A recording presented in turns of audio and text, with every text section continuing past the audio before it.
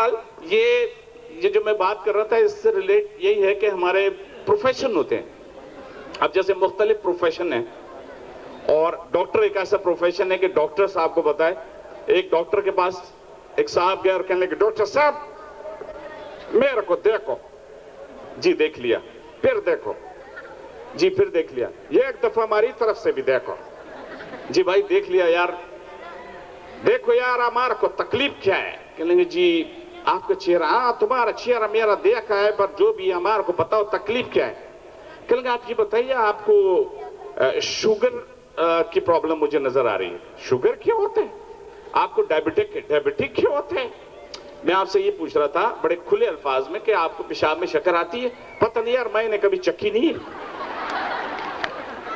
کہنے دیکھیں آپ یہ دوا لیجئے گا 3 دن تک آپ یہ دوا کھائیے. ٹھیک ہے ہم کھائے گا. پرہیز بولو. کہنے پرہیز کہاں رہتے ہیں آپ؟ 4 منزل پہ. کہنے ٹھیک ہے آپ ایسا کیجئے گا کہ پرہیز آپ کا یہ کہ آپ سیڑھی نہیں چڑھیں گے. ٹھیک ہے میں سیڑھی نہیں چڑھے گا 3 دن تک دوا کھائے گا. 3 دن کے بعد واپس آ گئے. ہمارے کو فائدہ نہیں ہوا ڈاکٹر صاحب. کہنے یہ لیجئے 3 دن کی دوا اور پرہیز بولو. کہنے کہ پرہیز وہی پرہیز ہے آپ کا کہ 3 دن تک آپ اور سیڑھی نہیں چڑھیں گے. کہنے لگے یار مجھ کو یہ بتاؤ میں کب تک پائپ سے چڑھے یار. اچھا کبھی کبھی کچھ جوکس میرے ایسے ہوتے ہیں ذرا ٹائم لگتا ہے تو آپ بیچ میں تالیاں بجا لیں گے تاکہ مجھے یہ پتہ چلے کہ آپ لوگوں کو سمجھ میں بھی آ رہی بات. اب ہمارے ہاں جو خواتین, آپ کو پتہ ہے خواتین کو اکثر شکایت ہوتی شوہر سے, سرتاج کبھی میری تعریف نہیں کرتے. کریں گے انشاءاللہ کو موقع آنے تو انشاءاللہ ضرور کریں گے. کہ لئے سرتاج کبھی تو کریں. ہاں کریں گے. ایک دن شوہر آئے, چلو بھائی تیار ہو جاؤ میں ذرا تعریف کے موڈ میں ہوں. تو بیگم کہیں جلدی سے تھے, جی فرمائیے. بولے بیگم تم اتنی خوبصورت ہو دل کرتا ہے تم جیسی 2 ہو. اب یہ تعریف کا انداز ہوتا ہے. اب ایک اور چیز ہے ہمارے معاشرے میں, ایک چیز ہے شکی بھی. آپ کو پتا خواتین بہت, ایک نے کسی نے پوچھا تھا کہ مرد شکی ہوتا ہے یا عورت. انہوں نے کہا جی شکی جو ہے صرف عورت ہوتی ہے, بیوی ہوتی ہے. یعنی کیوں؟ اور مرد, کہنے مرد مشکوک ہوتا ہے. کیونکہ جتنے بھی ہمارے معاشرے میں مسائل ہوتے ہیں ان میں آپ لوگ ویسے نارملی آپ جب ٹریول کرتے ہیں تو آپ کو پتہ ہے ٹریولنگ میں آپ نے دیکھا ایئر ہوسٹس آتی ہیں آ کے پوچھتی ہیں کیسے ہیں آپ, یہ وہ. آپ تصور کیجئے گا کہ آپ جہاز میں بیٹھے ہیں. اب جہاز میں آپ کو جو اناؤنسمنٹ سنائی دیتی ہے وہ اس قسم کی ہوتی ہے. معزز خواتین و حضرات ہم انشاءاللہ 3000 فٹ کی بلندی پہ پرواز کرتے ہوئے 1.5 گھنٹے میں میاں چنو کے بین الاقوامی ہوائی اڈے پہ اتریں گے. آپ سے درخواست ہے حفاظتی بند باندھ لیں, کرسی کی پشت کو سیدھا کر لیں اور کھانے کی میز کو اچھی طرح بند کر لیں کیونکہ کھانے کا کوئی پروگرام نہیں ہے. اگر آکسیجن کی کمی ہوگی تو ماسک خود آپ کے منہ پہ زور سے گر پڑے گا. حسب معمول سانس لیتے رہیں اور ماسک اس وقت تک نہ ہٹائیں جب تک آپ کی سانس نہ رک جائے. فٹے منہ. اس کے بعد کیپٹن کی آواز سنائی دیتی, cabin crew take your position for mode off. تو یہ تو کرو ہے ہمارا. اب پچھلے دنوں گوادر کی فلائٹ تھی اور پتہ چلا کرو ہی نہیں مل رہا کوئی, تو لیاری سے کرو لیا گیا. اب آپ ذرا تصور کریں کہ لیاری کی ہوسٹس, اب لیاری کی ہوسٹس کس طرح, ارے چلو کانا کھاؤ تم لوگ ورنہ گرک ہو جاؤ. اب پورا کرو لیاری کا لیا. جیسے گوادر کی فلائٹ اڑی اناؤنسمنٹ شروع ہوئی اور اناؤنسمنٹ دیکھیے. ارے او خواتین حضرات, اس وقت کیپٹن قادر بخش اور اس کا کرو آپ لوگوں سے ہرو مخاطب ہے. ہم لوگ انشاءاللہ 3200 فٹ کے بلندی پہ پرواز کرتے ہوئے انشاءاللہ 1.5 گھنٹے میں گوادر کے واڈے پہ پہنچیں گے. ارے آپ لوگوں سے درخواست ہے, ویسے ہم لوگ درخواست مرکاست کرتا نہیں ہوں, یا تو آپ لوگوں کا منہ ہے, ارے تھوڑے ایسا منہ پہ. تو ایک نے کہا ایکسکیوز می تھوڑا سا پانی. ارے وہ گنجا گھر سے پی کے نہیں آتا تو. Thank you. ہمارے شوز کے دوران کبھی کبھی بڑا مزہ آتا ہے کہ شو ہو رہا ہوتا ہے, شو کے دوران, اور اصل میں جو اہل ادب ہوتے ہیں, نینی تال والا صاحب ایک دفعہ بلکہ شو میں مجھے یاد ہے کہ اسپیشلی مجھے کہا تھا کہ یہ تم ضرور سنا, کیونکہ شاعری آپ لوگ سب ادب سے تعلق رکھتے ہیں اور دہلی کا اپنا ایک ادب کا ایک اپنے پوری تاریخ ہے. تو اب ہم شو ہو رہا تھا. اچھا اذان ہو رہی ہے, اذان کے لیے میں مردوں سے چاہوں. اچھا ہر جگہ کا ایک اپنا سسٹم ہے، آپ کو پتا ہے، یہاں جائیں، لاہور جائیں، کہیں بھی کہتے ہیں، لوگ کہتے ہیں جس نے لاہور نہیں دیکھا جمعیہ نہیں. اب لاہور میں ایک جگہ کے پھجے کے پائے بڑے مشہور ہیں. اب جو بھی جاتا ہے یہاں سے کراچی سے بھی جو بھی جائے گا تو آپ دیکھیں گے پھجے کے پائے ضرور کھاتے ہیں. اب وہاں پہ ایک صاحب کراچی سے آئے ہوئے بیٹھے بھی، اور لاہور کے لوگ آپ کو پتا کیسے بولتے ہیں. اب لاہور والے کس طرح پائے منگا رہے ہیں اور کراچی والے کیسے منگا رہے ہیں. اب لاہور والے چالو ایک پیالے جو 5-6 پاوے تے 5-6 کلچے لے آ بھی. اب کراچی والے کیسے منگا رہے ہیں؟ یہاں یہ ایسے کیجئے 1.5 کلچے اور ایک پیالے میں 2-4 قدم ڈال کے لے آئیے. اس کے سمجھ میں کیا لگا، پائجن قدم تے موگے نے کہا تو 2-4 چھلانگا پہیاں. اب یہ لاہور کا ہے. اب پشاور اتفاق سے پشاور میں گیا، میں نے ایک شو کیا، جب شو ختم ہوا کہنے لگا یاس خان صاحب آپ نے بہت اچھا پرفارمنس دیے، ابھی ہم آپ کو تھوڑا پشاور گھماتے ہیں. میں نے کہا جی بہت شکریہ، اب ہمارا 25 میں بیٹھ جاؤ. جی میں بیٹھ گیا، آگے بیٹھ گیا. اب گاڑی چلنا شروع ہوئی. تھوڑا آگے گئے، مجھ سے کہنے دیکھو یہ ادھر دیکھو، یہ قصہ خوانی بازار ہے، ادھر یہ لتا منگیشکر کا پھوپھی کی دکان ہے. میں نے کہا ہاں بڑی اچھی دکان ہے. تھوڑا اور آگے گئے، یہ دیکھو، کہنے کہ ادھر ہمارا دشمنی چلتا ہے. میں کہا جی دشمنی تو آپ کی چلتی ہے، میں کیوں سر نہیں چک رہا ہوں. کہنے کہ پچھلے ہفتے ہم نے ان کا ایک مہمان مارا تھا.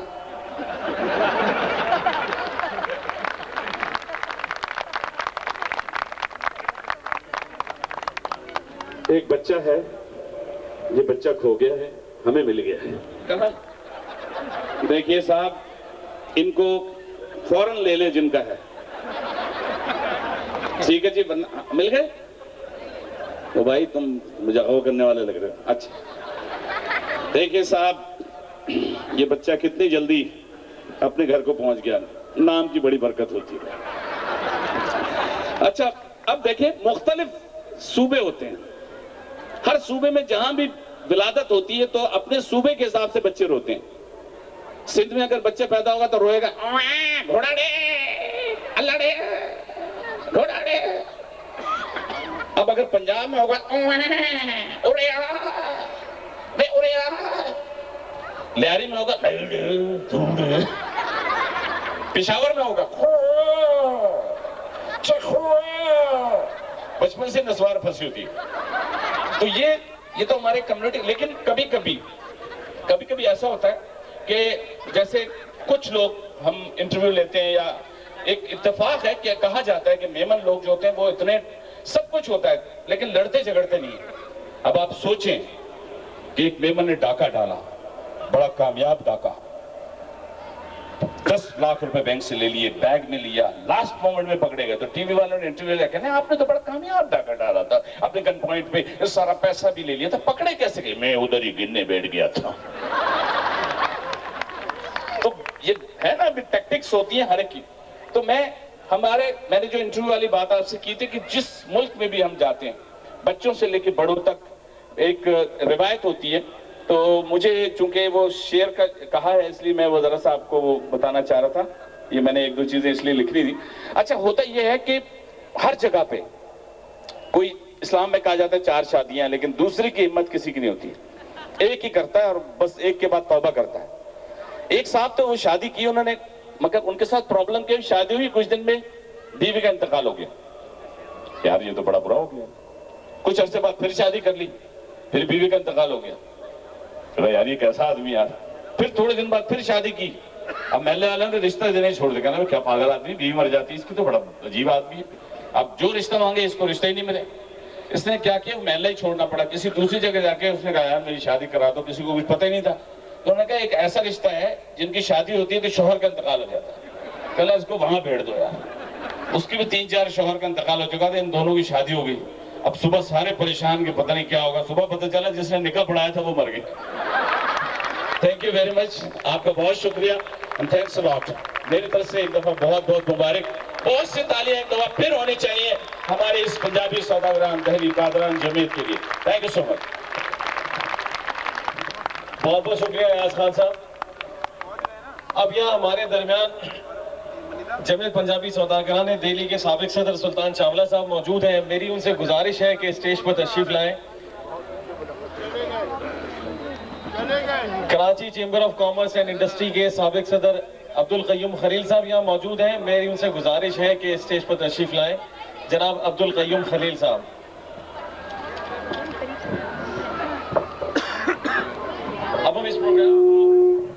آگے بڑھاتے ہیں.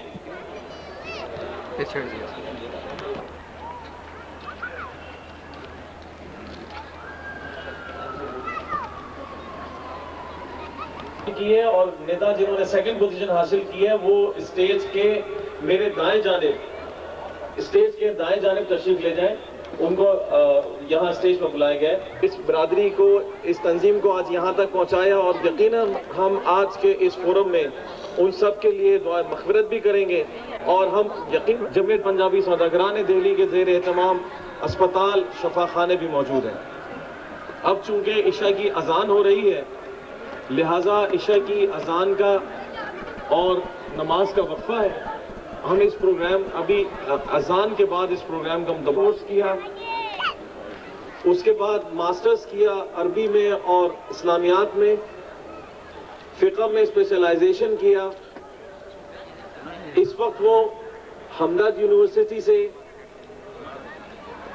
MBA کر رہے ہیں. وہ فقہ, عربی اور تجوید پر عبور رکھتے ہیں. استقبال کیجیے یاسر ملک صاحب.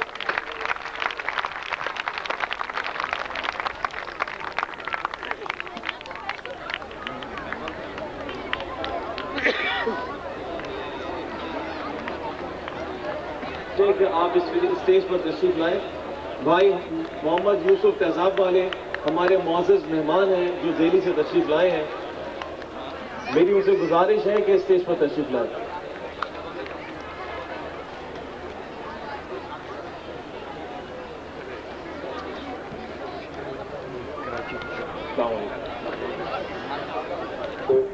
کافی مختصر ہے تو میں کوشش کروں گا کہ مختصر وقت میں جو ہے وہ آپ کے سامنے اس موضوع پر بات کروں. میں سب سے پہلے تو شکریہ ادا کروں گا کہ سلمان ولی کامل, جن کے نام میں بھی اختلاف پایا جاتا ہے, ان کی نظر التفات ان پر پڑی اور وہی ماجرا ہوا جس کی تمنا شاعر نے یوں کی تھی کہ آنا کے خاک را با نظر کیمیا کنند, آیا بود کے گوشہ چشمے بما کنند. بزرگ موصوف نے اہل قافلہ کو دین حق کے اسلام کی دعوت دی جو بحمدللہ بتوفیق الہی قبول کر لی گئی. وقفہ برائے اذان. خلق ان کے نمایاں اوصاف تھے جن کی بدولت دینی اور دنیاوی دونوں قسم کی خوب ترقی ہوئی. 19ویں صدی میں انگریز کے خلاف جنگ آزادی شروع ہوئی تو اس برادری کے افراد نے اپنی دینی تقاضوں کو پورا کرتے ہوئے حسب توفیق اس میں حصہ لیا اور بڑی قربانیاں دیں. لیکن فتح انگریز کو ہوئی جس نے چن چن کر اپنے مخالفین بلکہ مشکوک افراد کو بھی سر بازار پھانسیاں دینا شروع کر دیں, اور یہ کیفیت تھی کہ جسے دیکھا حاکم وقت نے یہ کہا کہ یہ بھی قابل دار ہے. اپنی نمایاں حیثیت اور اچھی شہرت کی وجہ سے پنجابی سوداگر برادری کے متعدد افراد ناپسندیدہ قرار دے کر موت کے گھاٹ اتار دیے گئے, اور بہت سے دہلی چھوڑ کر کانپور, مراد آباد, آملہ اور بریلوی وغیرہ کی طرف ہجرت کر گئے تاکہ اندھے انتقام سے بچ سکیں. انگریز کا اقتدار مستحکم اور امن و امان بحال ہو گیا تو ان میں سے کچھ واپس دہلی آئے, لیکن اکثریت نے مذکورہ شہروں میں مستقل سکونت اختیار کر کے کاروباری زندگی شروع کر دیا, اور وہاں بھی دہلی کی طرح کاروباری ترقی, معاشرتی نیک نامی حاصل کر کے نمایاں مقام پر فائز ہوئے. تقسیم ہند کے موقع پر پنجابی سوداگر برادری کی اکثریت نے ایک بار پھر ہندوستان کے مختلف شہروں سے ہجرت کی اور پاکستان چلے آئے, جہاں انہوں نے کراچی, لاہور, سکھر اور ڈھاکہ, چاٹگام وغیرہ میں سکونت اختیار کی اور کاروباری زندگی ایک بار پھر اثر نو تدبیر شروع کر دی. اس نئے قائم شدہ ملک میں مسائل تو بہت تھے لیکن الحمدللہ وسائل و مواقع کی کمی نہیں تھی.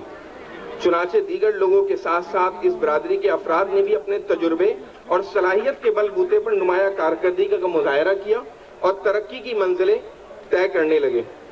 ابھی ربع صدی پوری نہ گزری تھی کہ اپنوں کی خود غرضیوں اور غیروں کی سازشوں سے ملک کا مشرقی بازو علیحدہ ہو گیا اور وہاں مقیم اہل برادری کے بہت بڑے مالی اور تھوڑے بہت جانی نقصان کے بعد آگ اور خون کا دریا پار کر کے مغربی پاکستان آنا پڑا. یہ گویا گزشتہ 5 صدیوں میں چوتھی ہجرت تھی جو اس برادری کے کچھ افراد کو کرنا پڑی. یہ تو تھیں زمان و مکان کے حوالے سے تاریخ برادری کی چند جھلکیاں. اب کچھ تذکرہ ہو جائے اس کے معاشی, معاشرتی تعلیم اور دینی احوال و کوائف کا بھی, تاکہ یہ اندازہ ہو سکے ہم ان میدانوں میں کہاں سے چل کر کہاں پہنچے ہیں اور اب سمت سفر کیا ہے، رخ سوئے منزل ہے یا نہیں، یہی جائزہ لینا اور مطلوبہ اصلاحات کی طرف توجہ دلانا ان گزارشات کا مقصد اول ہے، تاکہ ہم اپنی تاریخ کے جبر اور اس مقولے کے زد سے بچ سکیں کہ تاریخ کا سب سے بڑا سبق یہ ہوتا ہے کہ لوگ تاریخ سے سبق حاصل نہیں کرتے۔ معاشی حوالے سے میں گفتگو کروں گا۔ معاشی حوالے سے کیفیت یہ ہے کہ ایک بڑی اکثریت آج بھی اپنے آبائی پیشے تجارت سے وابستہ ہے۔ وقت کے ساتھ ساتھ ظہور پذیر ہونے والی بہت سی تبدیلیوں کو ہم نے اپنا لیا ہے۔ روایتی بساط خانے سے منسلک تو اب بھی ہیں، لیکن صرف اس تک محدود نہیں بلکہ کارپوریٹ کلچر میں بھی قدم رکھ چکے ہیں۔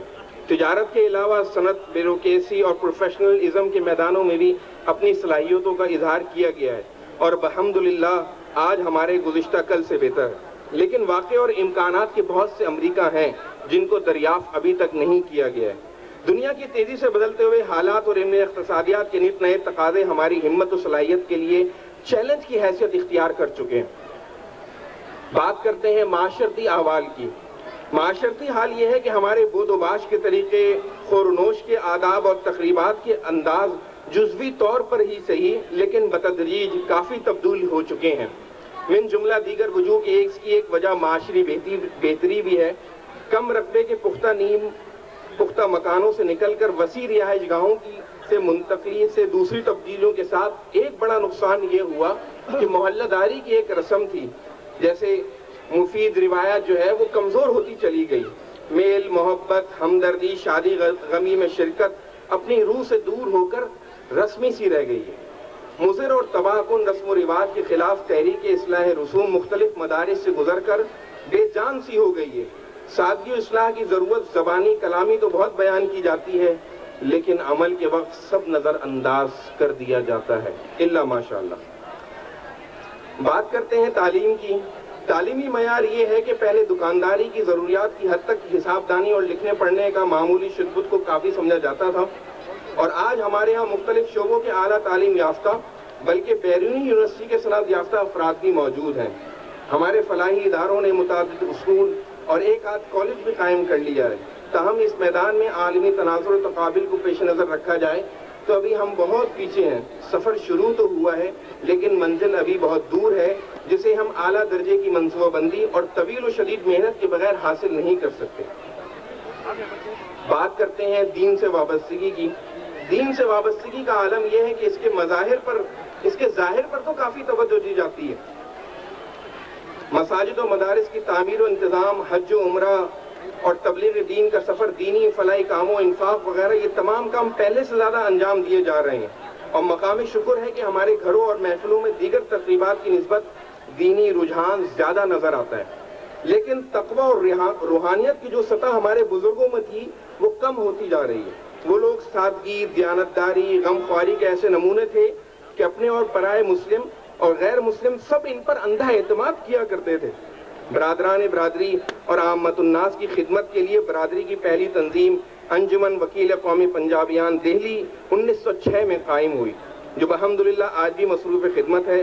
تقسیم ہند کے بعد مقامی طور پر مختلف شہروں میں تنظیم سازی ہوتی رہی، البتہ ملک گیر پیمانے پر جمعیت پنجابی سوداگران دہلی اور کل پاکستان انجمن پنجابی سوداگران کے نام سے دو تنظیمیں قائم ہوئی، جو تعلیم، صحت، مستحقین کی امداد، اجتماعی آباد کاری، قبرستان کے حصول و انتظام، ہنگامی حالات میں فوری امداد اور دیگر شعبوں میں نمایاں اور مسلسل خدمات انجام دے رہی ہیں۔ لیکن ان میں نوجوان میں کراچی کے سٹی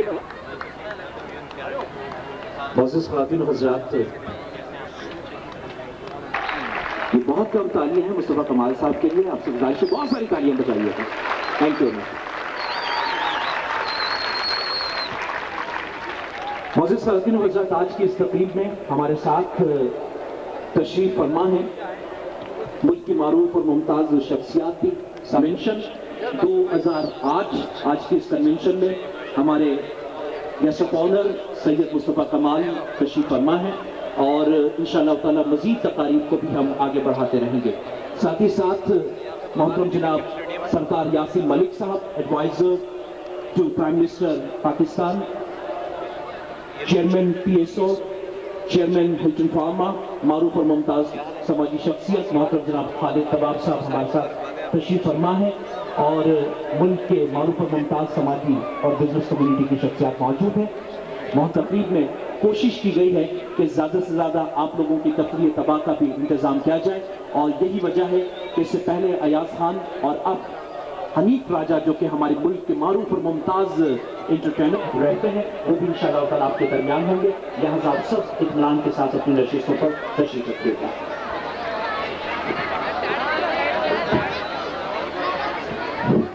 آخری پیغام اپنے نوجوان اور ہم عمر ساتھیوں کو دینا چاہوں گا کہ آج یہاں جو ہم اکٹھے ہیں اور ساتھ بیٹھے ہوئے ہیں، یہ وہ پودا ہے کہ جو ہمارے بزرگوں نے لگایا، اور انہوں نے جھاڑو کے تنکوں کی طرح ہمیں سمیٹ کے رکھا اور مٹھی کی طرح بنا کے رکھا کہ آج جو ہے ہم یہاں بیٹھے ہوئے۔ تو میں آپ سے یہ درخواست کروں گا کہ اگر ہم آئندہ اپنی نسلوں کو جوڑنا چاہتے ہیں تو اپنی خدمات جمعیت پنجابی سوداگران کے لیے پیش کیجیے، اور عمر کا وہ حصہ جس میں آدمی جو چاہے کرنا چاہے کر سکتا ہے وہ وقت لگائیے۔ بہت شکریہ۔ وآخر دعوانا الحمدللہ۔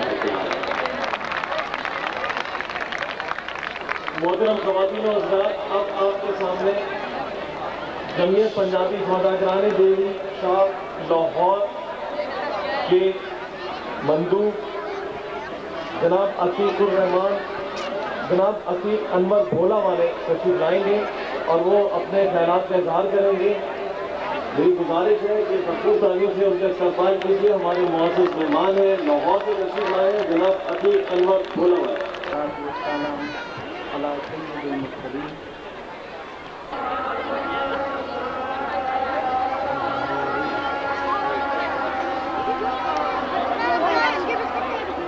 میں بڑی عزت کے ساتھ عرض کرنا چاہوں گا وہ یہ ہے کہ اگر ہم اپنی